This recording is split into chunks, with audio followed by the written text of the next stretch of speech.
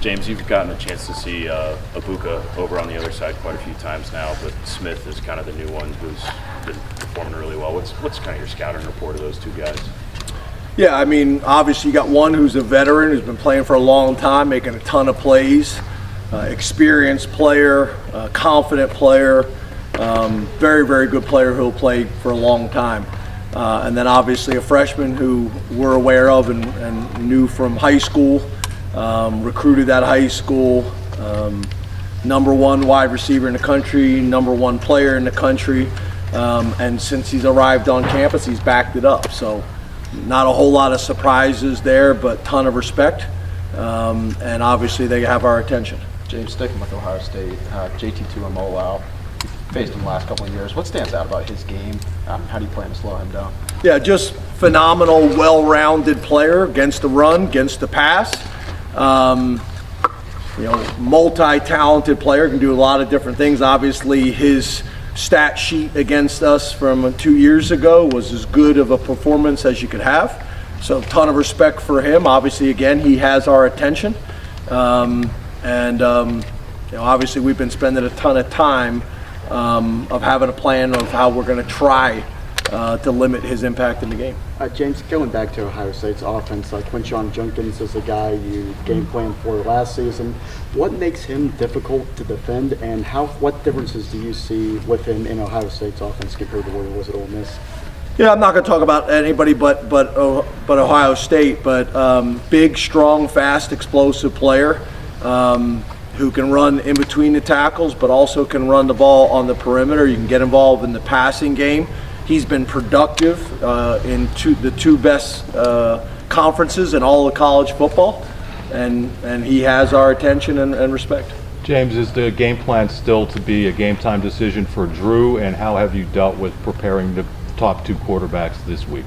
Yeah, at this stage, no new information for you guys, game time decisions, but so far so good, and getting both Bo and Drew a ton of reps in practice. James, you mentioned on Monday that Anthony Donkoh was kind of learning what he can and can't play through. Where's he at in that process, and how do you kind of help someone work through that process? Well, that's difficult, right? Because anything that deals with medical or health and safety, the doctors and the trainers handle that. But I do think there's some veterans that talk to players and help them with that, because there's a reality in our game that the trainers will decide if you're available or not, and then after that it's up to the players, and some of that is maturity. Some young players haven't played through some bumps and bruises before, and others have. Some guys, that comes natural to them right away, the ability to do that, and others have to kind of experience it and figure it out and what they're able to do and what they're not. That's a process, and it's different for each one of them, but starts with our medical professionals. James, obviously this is a huge game. What would this do for the program in general, this game against Ohio State? Yeah, it's a big game. Yeah. 1-0. Last week was a big game. Wisconsin, USC was a big game. We recognize this is a big game. We're focused on finding a way to get a W this week against a really good opponent that's ranked highly like we are. Coach, earlier this week you talked about managing the reps between Grunk and the other two. How has that come along? Do you feel confident if he has to go in Saturday? Grunk? Yeah. Yeah, so here's the deal. If Drew was not able to practice, and you guys were at practice today, if Drew was unable to practice, then Grunk's getting reps. But if you try to get 3 quarterbacks ready, you get 0 quarterbacks ready. So you guys saw Drew was able to take reps today, so the reps have gone between Drew and Bo. Coach, you talked a little bit at Wisconsin about how they what they did with you guys, the punter, in the first half with the field position battle. But on the course of the season so far, how do you feel like you guys have done in the field position department? Is there anything you guys can do differently or better on Saturday and moving forward if you feel like that's an area for improvement? Well, I think the first thing, as you guys know, is it starts with having a punt returner who's caught a lot of balls in games and returned balls and made plays. And as you know, we've had a little bit of musical chairs there trying to find the guy. Zion's doing some really good things. Clifford is doing some really good things. Some young players are as well. That punter last week was difficult because it was rugby. So not only would he directional kick like everybody does, if you're rolling to your right, you kick to your right, but he would roll to the right and then kick to the left. He'd kick across the field, which is unusual. The one he kicked was a knuckleball, which is difficult. So don't get me wrong, I'd love to field more of those balls and be more aggressive, but most importantly, knock on wood, is we haven't turned the ball over in that category. Now, check that box, great. Now we gotta take the next step, and we gotta be able to start catching more of those and returning more of those. So that'll be a big factor for us. We've had this issue in the past. We found one with Day last year and obviously did extremely well.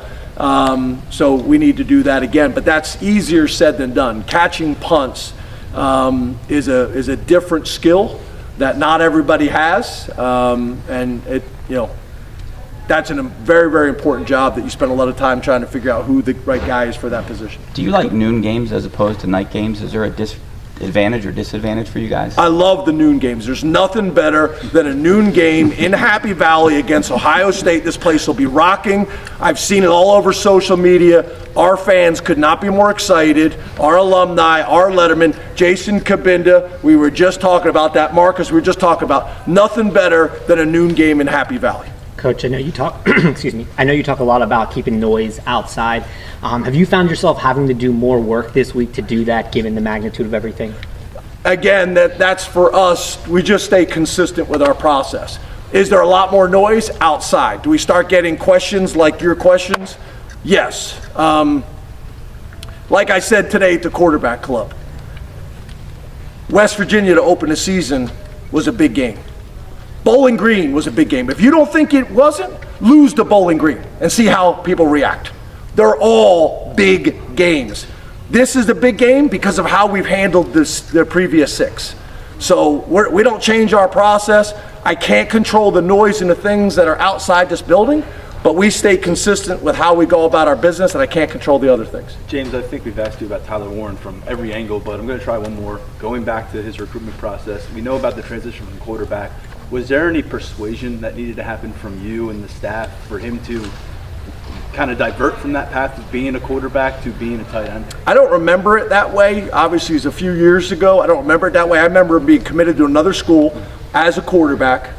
And then I think I remember him just saying recently that when he made the decision he wanted to play tight end and was interested in Penn State, he sent us his basketball dunk tape, and then that's when things changed. So I think it started with him saying, I want to go to Penn State and I want to play tight end.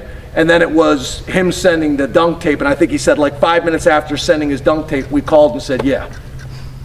And then I don't think it took very long after that. And I think you guys also know, pretty cool connection, that Trace McSorley's dad played with Tyler Warren's dad at Richmond. They were college teammates, so they knew all about our program through Trace.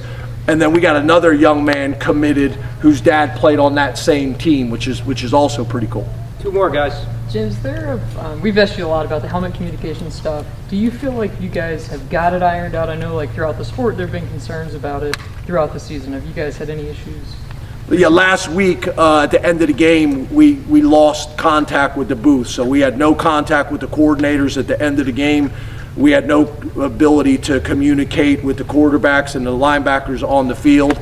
But we've been working on that, coming up with a solution. But that we did have a problem at the end of that game at a very critical moment. At the very end, or are we talking a big span of the fourth quarter? If it's one play, it's too many plays. Thanks, Coach. Thank you. Thank you. Thanks, James.